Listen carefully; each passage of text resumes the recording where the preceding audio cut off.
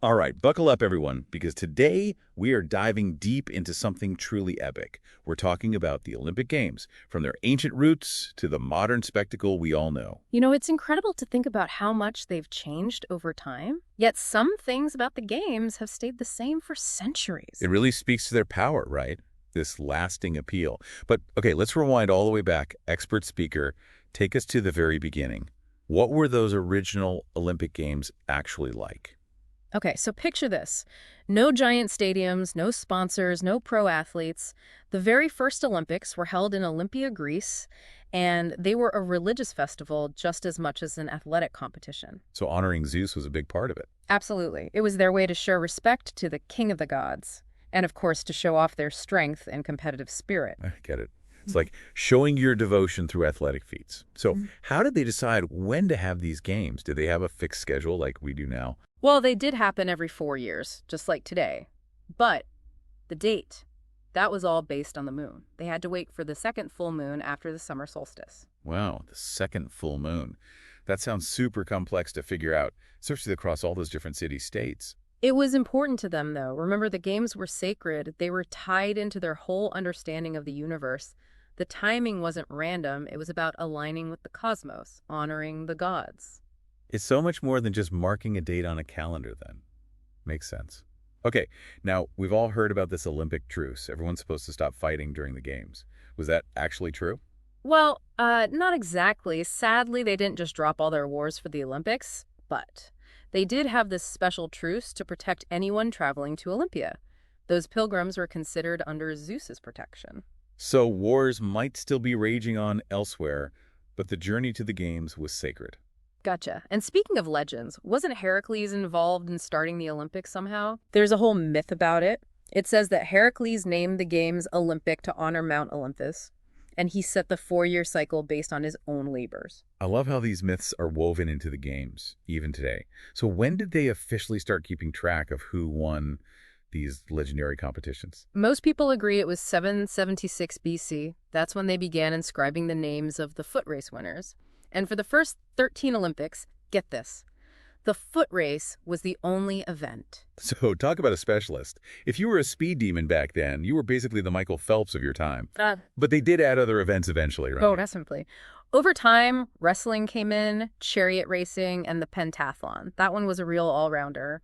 Running, jumping, throwing discus and javelin, plus wrestling. Wow, the pentathlon. Talk about a test of athleticism. Now, the first recorded champion was Corybus, a cook from Elis. That seems pretty interesting to me. It wasn't just for the elite then, right? Anyone could compete. That's a really good point, and it does make you wonder about social mobility back then. While the aristocracy probably had advantages everywhere, it seems like the Olympics were more of a level playing field, at least in theory.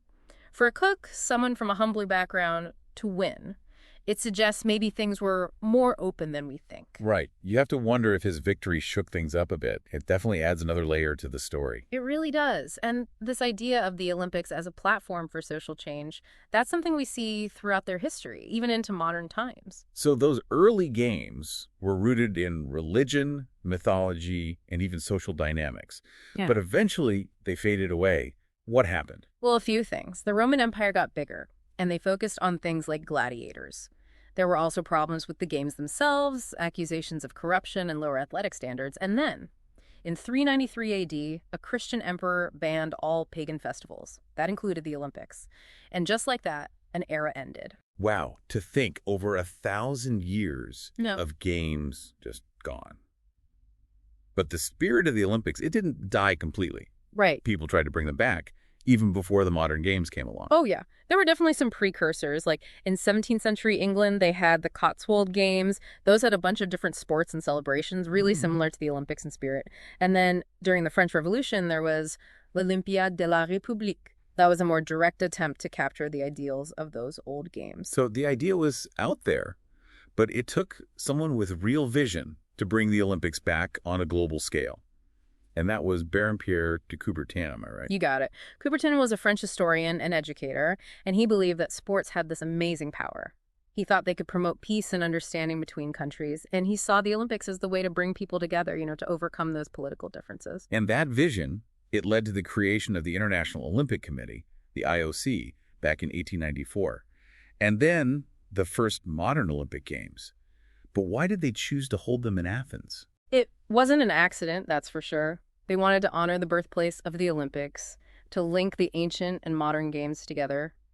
Coubertin and his colleagues, they knew how powerful that historical connection would be. And those first modern games in 1896, they were tiny compared to what we see today, right? Oh yeah, completely different. Just 241 athletes, most of them Greek, competing in 43 events. It was a much smaller, more personal affair. But you could sense the potential. It was the spirit of internationalism that people really connected with. And from those humble beginnings, the games just exploded in popularity. But that kind of growth, it's got to come with challenges, right? What were some of the big hurdles they faced early on? Well, World War I was a major disruption right out of the gate. The 1916 games, they were supposed to be held in Berlin, but they had to be canceled. With a war going on, nobody was really in the mood for athletic competition. It makes you think. Yeah, it's a harsh reminder that even something like the Olympics isn't immune to what's happening in the world. And wars weren't the only conflicts to cause trouble for the Games. Right, the Olympics often got caught in the middle of political tensions, like the Cold War. That had a huge impact for decades. Absolutely. Think about the 1980 Moscow Olympics, for example. The U.S. led a boycott because of the Soviet invasion of Afghanistan. And then the Soviets and their allies boycotted the 1984 Los Angeles Games in retaliation. Exactly. It's kind of ironic, right? An event meant to bring countries together becomes this arena for political battles. And more recently, we saw how the COVID-19 pandemic forced them to postpone the 2020 Tokyo Games. It's a pattern, almost. These outside forces show just how vulnerable the Olympics are to what's happening globally. But it's not just external challenges, is it? They've had their fair share of internal issues, too. You're right. Things haven't always been so idealistic. And sometimes those internal issues have been pretty scandalous. We're talking doping, bribery, the whole works. Makes you wonder if faster, higher, stronger sometimes came at a pretty high ethical cost. Yeah, it's true. The Olympics haven't always lived up to their own ideals, like the whole shift from amateurism to professionalism. That was a big deal and pretty controversial. For sure.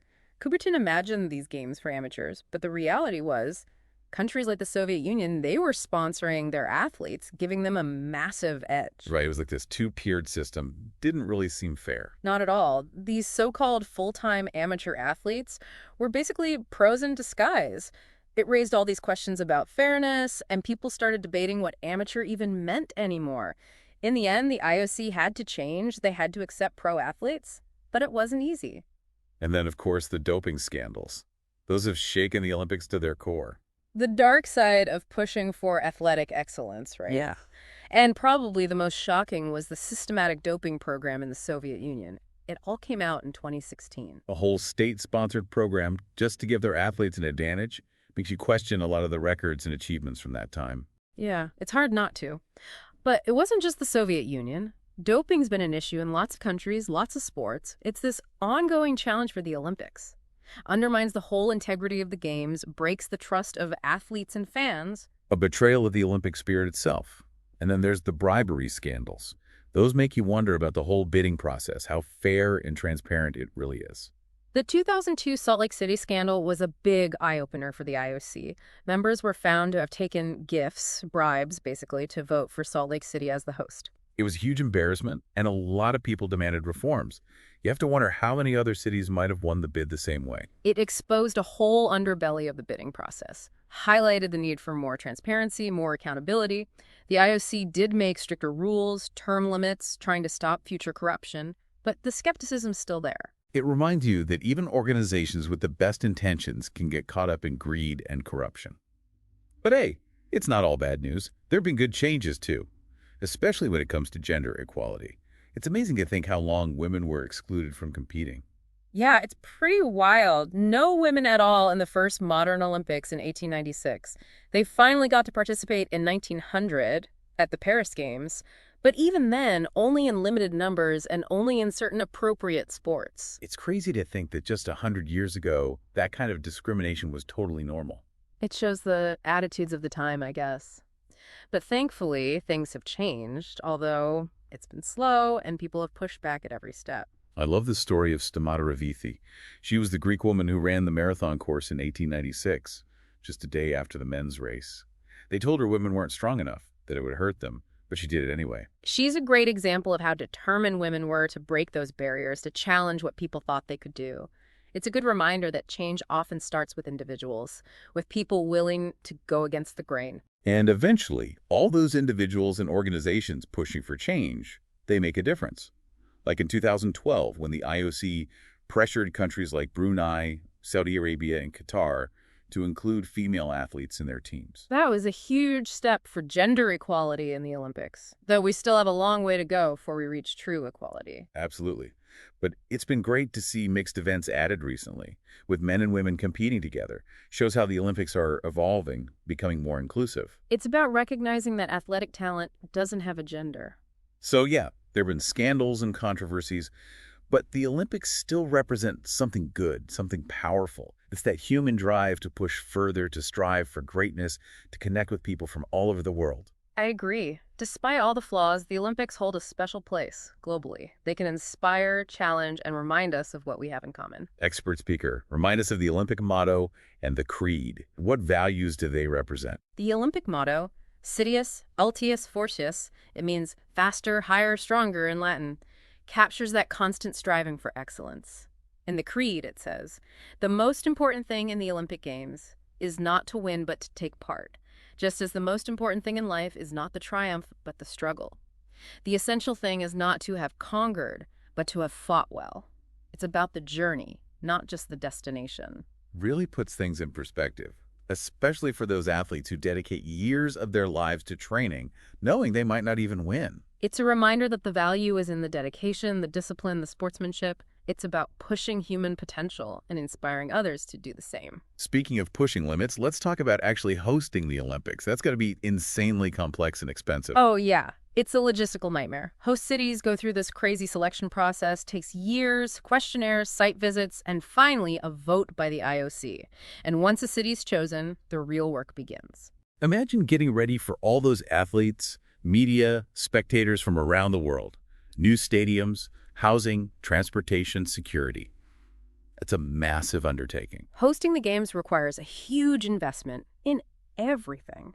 And while it can boost the economy and put the city on the map, there can be downsides too. Yeah, like the costs can be astronomical, and the benefits don't always last. What happens to those huge stadiums, the athlete villages, after everyone leaves? It's about finding a balance, the excitement, the potential gains of hosting the Olympics, weighed against the costs and risks. Cities and countries need to think very carefully about it. So, despite all the obstacles, the Olympics still capture the world's attention. It's an event that brings people together like nothing else. But with all these complexities, it makes you wonder, what will the Olympics look like in the future? That's the big question, isn't it? We've seen how much the games have already changed. They have to adapt to our world, to the changes in society, politics, technology. Yeah, it's mind-boggling to think what will stay the same and what will change completely. Even the sports themselves have transformed so much over time. Oh, absolutely. The heart of the Olympics is in those athletic competitions. And just like the games themselves, the sports have adapted and changed, reflecting trends, technologies, even social values. So going back to those ancient games in Olympia, what were the big must-see events? Well, we talked about how the very first Olympics had only one event, the stadium, basically a 200-meter sprint. A pure test of speed. I can practically hear the crowds cheering as they race to the finish line. And then, as the games got more popular, they added more events. Wrestling was one of the early additions.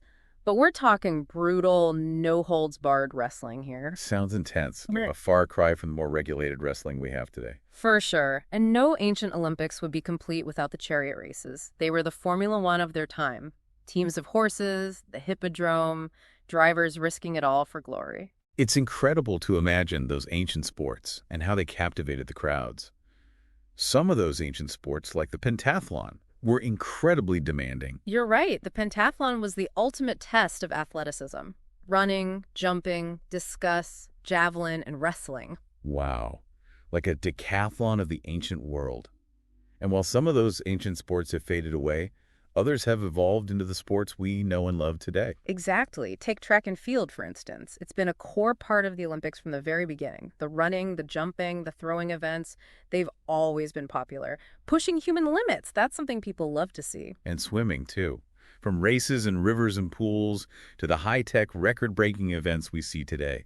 It's amazing how training methods, technology, even the rules have changed, all leading to these incredible athletic achievements. Swimming is a perfect example of how the Olympics blend tradition and innovation. The basic idea is the same, race through water, but everything else has transformed. Right. And we can't forget about team sports. They weren't a big deal in the ancient Olympics, but now they're huge. Basketball, football, volleyball. People all over the world tune in to watch them. Team sports bring a whole other dimension to the Olympics. The teamwork, the strategy, the last-minute wins. It's exciting. It taps into that human desire to collaborate, to achieve something together. I think it also reflects how our values have changed. From the individual focus of those ancient games to a more team-oriented approach. Yeah. But what about the sports that haven't made it into the Olympics? There's so many other amazing athletic disciplines out there. True. They're always evaluating and updating the Olympic program, adding new sports, sometimes removing others. It's all part of keeping the games fresh and relevant. Who knows? Maybe one day we'll see parkour, esports, or even competitive eating in the Olympics. Haha, some of those might be a bit of a stretch. But the point is, the world of sports is constantly evolving, and the Olympics need to adapt to stay exciting for future generations. So as we wrap up our deep dive into the Olympic Games through time, it's clear these games are so much more than just athletic competitions. They reflect our history, our values, our dreams, and our capacity for both amazing triumphs and, sometimes, huge disappointments. The Olympics are like a mirror to humanity, with all its complexities, contradictions, and potential. But even with the challenges and controversies, the Games continue to inspire us. They remind us that sport has the power to go beyond borders, languages, and cultures, to unite people in a shared celebration of what humans can achieve. And looking ahead, it'll be fascinating to see how the Olympics evolve. Will they embrace new technologies? Will they become more sustainable and inclusive? We'll have to wait and see. One thing's for sure, that Olympic spirit is not going anywhere.